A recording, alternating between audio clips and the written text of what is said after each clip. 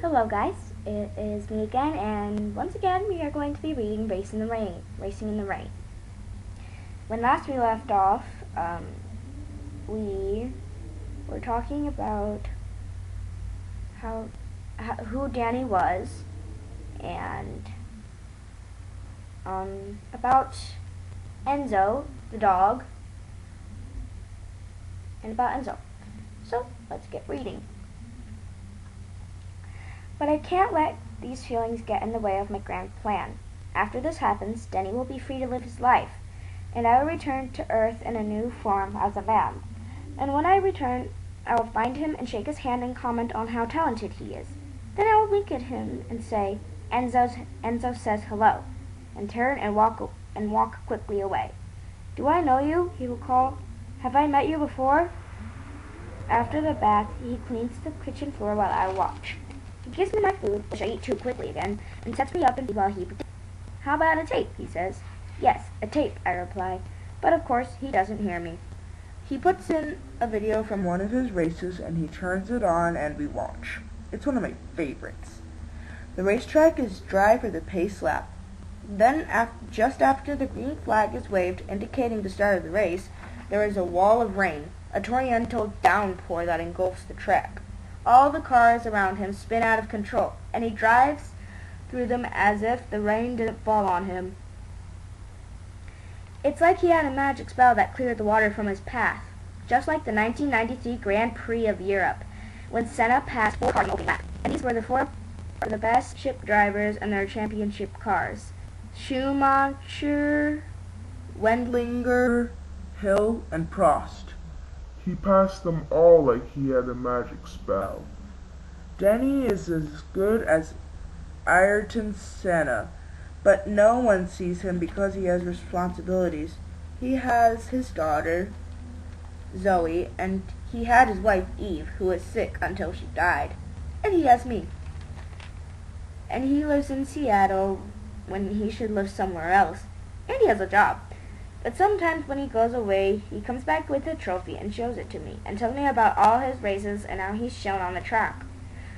How he taught those other drivers in Sonoma, or Texas, or Mid-Ohio, what driving in wet weather is really about. When the tape is over, he says, "Let's go out," and I struggle to get up. He lifts my butt in the air and centers my weight over my legs, and then I'm okay. To show him, I rub my muzzle against his thigh. There's my Enzo. We leave our apartment. The night is sharp, cool, and breezy and clear. We only go down the block and back because my hips hurt so much, and Denny sees. Denny knows. When we get back, he gives me my bedtime cookies, and I curl up into my bed on the floor next to his. He picks up the phone and dials. "Mike," he says. Mike is Danny's best friend from the shop where they both work behind the counter. Customer relations, they call it. Mike's a little guy with friendly hands that are pink and are always washed clean of smell. "Mike, can you cover for me tomorrow? I have to take Enzo to the vet again." We've been going to the vet a lot recently to get different medicines that are supposed to help me make me more comfortable, but they don't really. And since they don't, and considering all that went on yesterday, I've set the master plan in motion. Danny's talking for a minute, and when he starts again, his voice doesn't sound like his voice. It's rough, like when he has cold or allergies. I don't know, he says. I'm not sure it's a round-trip visit. I may not be able to form words, but I understand them. And I'm surprised by what he said, even though I set it up. For a minute, I'm surprised my plan is working. It is the best thing for all involved, I know. It's the right thing for Danny to do.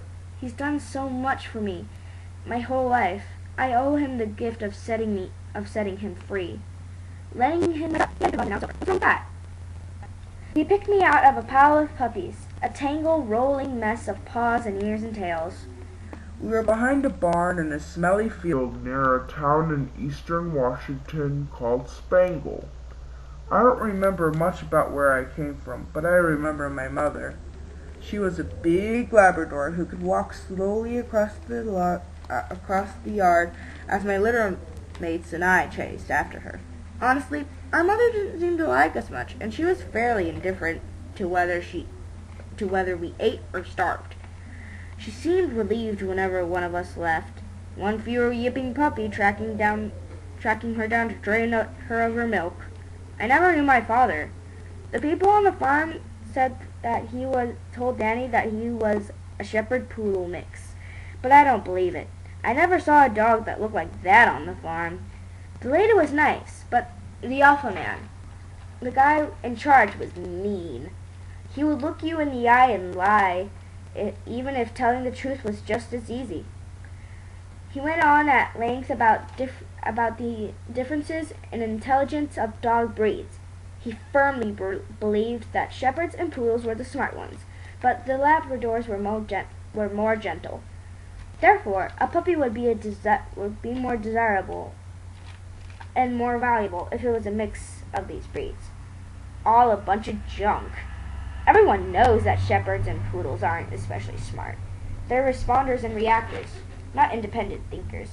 Especially the blue-eyed sheepdogs from down under, Australia, that people make such a fuss over when they catch a frisbee. Sure, they're clever and quick, but they don't think outside the box. They're all about convention. I'm sure my father was a terrier, because terriers are problem solvers.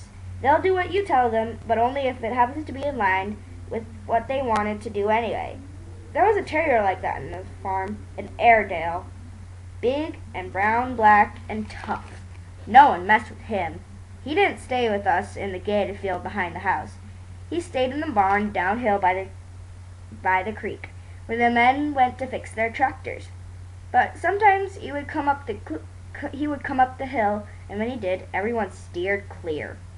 Word in the field was he was a fighting dog that an alpha man kept separate for sniffing in his direction. He'd rip the fur from a dog's neck because of a lazy glance. And when a female dog was in heat, he'd mate with her and go about his business without a thought about who was watching or who cared. I've often wondered if in fact he's my father. I have his brown-black coloring, and my coat is slightly wiry, and people frequently comment that I must be part terrier. I like to think I am. Alright, we're going to end here because it's the end of the paragraph. So, see you again in part 4.